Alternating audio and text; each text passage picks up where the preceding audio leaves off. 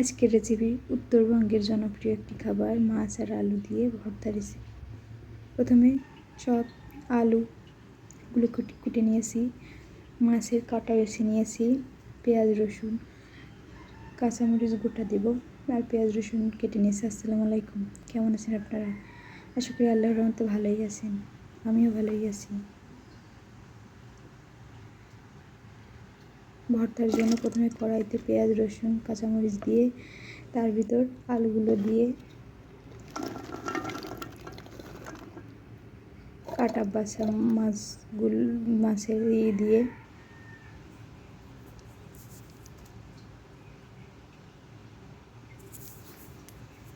তার ভিতর লবণ হলুদ জিরে দিয়ে ভালো করে মেখে নেব। ভালো করে হাত দিয়ে মাখানোর পর তাতে অল্প করে পানি দিয়ে যাতে সেদ্ধ হয়ে যায়।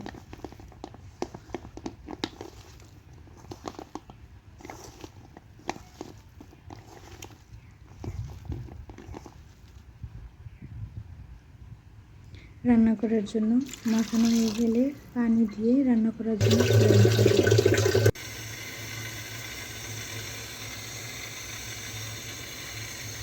ঢাকনা দিয়ে ঢেকে দেবো যাতে তাড়াতাড়ি সিদ্ধ হয়ে যায়।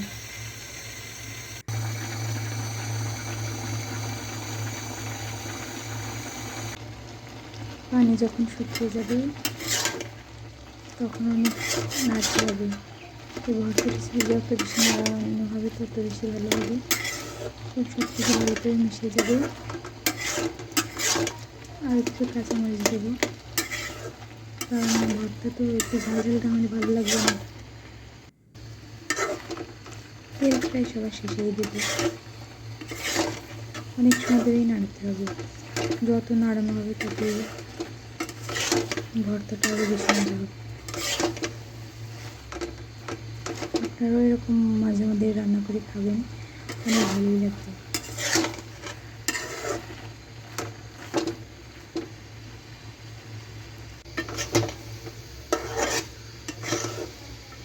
পানি তো এখন নাই, তারপরেও নাড়তে হবে অনেক।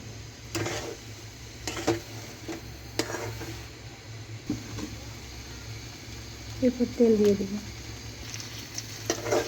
তেল দিয়ে নাড়তেই থাকবে। যত বেশি নাড়ানো হবে তত বেশি মজা হবে।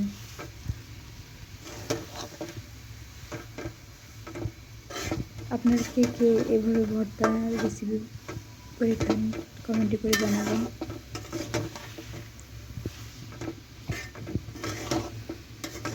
নাড়তে নাড়তে যখন ব্রাউন কালার হয়ে আসবে তখন হয়ে যাবে।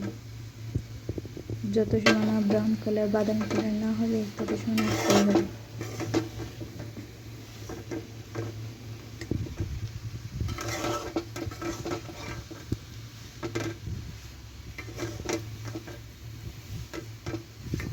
আমাদের ভর্তা রেসিপি প্রায় হয়ে আসছে, দেখছেন ব্রাউন কালার হয়ে গেছে।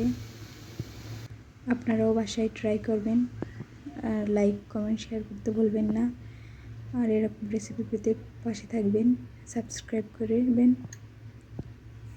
আল্লাহ হাফেজ।